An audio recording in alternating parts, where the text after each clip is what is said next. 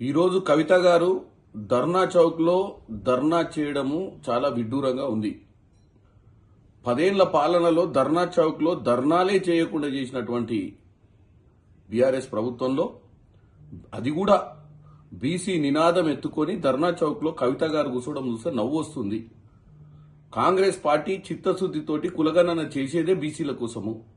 42% reservation కాదు, ఎంత కులగణనలో percentage ఉందో చూసి దాని ప్రకారం నిర్ణయం తీసుకోవాలని భారతదేశంలో మొట్టమొదటిసారిగా సంవత్సర పాలనలో కాంగ్రెస్ పార్టీ రేవంత్ రెడ్డి ముఖ్యమంత్రి గారు ఈ కార్యక్రమం చేపడితే ఇప్పుడు అదేదో జరగబోతుందని తెలుసుకొని ముందే ధర్నా చౌక్ లో కూర్చొని కాంగ్రెస్ మా వల్లనే చేసిందని చెప్పుకోవడానికే కవిత గారు ప్రయత్నిస్తున్నట్టుంది. కానీ ఆమెకి ఏమాత్రము వాళ్లకు గాని వాళ్ళ పార్టీకి గాని చిత్తశుద్ధి ఉందనిపిస్తలేదు. ధర్నా చేయాలనుకుంటే ధర్నా చౌక్లా కాదు, మీ నాయన ఉన్న ఫామ్ హౌస్ ముందు పోయి ధర్నా చేయండి. ఎందుకంటే 10 ఏళ్ల పాలనలో బీసీలకు ఏ రోజు పెద్దపీఠం వేసినటువంటి దాఖలాలు కనపడలేదు. బీసీల కోసం కులగణన చేసిన దాఖలాలు కనపడలేదు. బీసీల రిజర్వేషన్ కోసం మీరు 22% నుంచి 10% తీసుకొచ్చే ప్రయత్నం చేసినట్టు ఇక్కడ కనపడలేదు.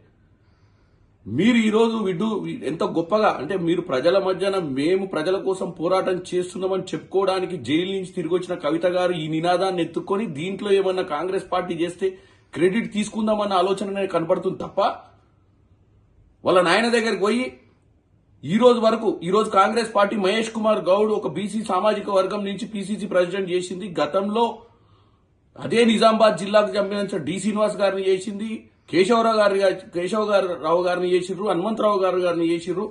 మరి మీరెందుకు చేయలేదు? ఈవెన్ వర్కింగ్ ప్రెసిడెంట్ మీ ఇంట్లోనే ఉండాలి, ప్రెసిడెంట్ మీ ఇంట్లోనే ఉండాలి. మరి బీసీలకు మీరు మొట్టమొదటిగా మీ సొంత పార్టీలో మీరు ఏకకాలం అంటే ఒక గంట సేపట్ల నిర్ణయం తీసుకునే దాంట్లోనే నిర్ణయం తీసుకోలేని మీరు పార్టీ అధ్యక్షుడిని చేసే పరిస్థితి కానీ వర్కింగ్ ప్రెసిడెంట్ని చేసే పరిస్థితి లేని మీరు ఈరోజు ప్రజలకు ఏం చెప్పాలనుకుంటున్నారు అనేది క్లియర్ ఫ్యాక్ట్ కనబడుతుంది.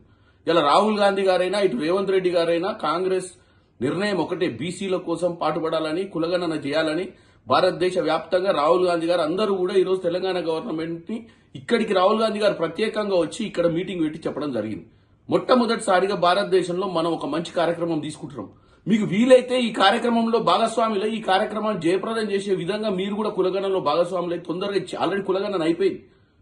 మీరు వారిని విమర్శించడం కాకుండా ఎన్ని ప్రశ్నలు వేస్తుర్రు, ఎందుకు వేస్తుర్రు అని చెప్పి ప్రజలను తప్పుతో పట్టించే ప్రయత్నం చేసిర్రు మేము కులగణన చేసేటప్పుడు మా అధికారులు మాట్లాడేటప్పుడు.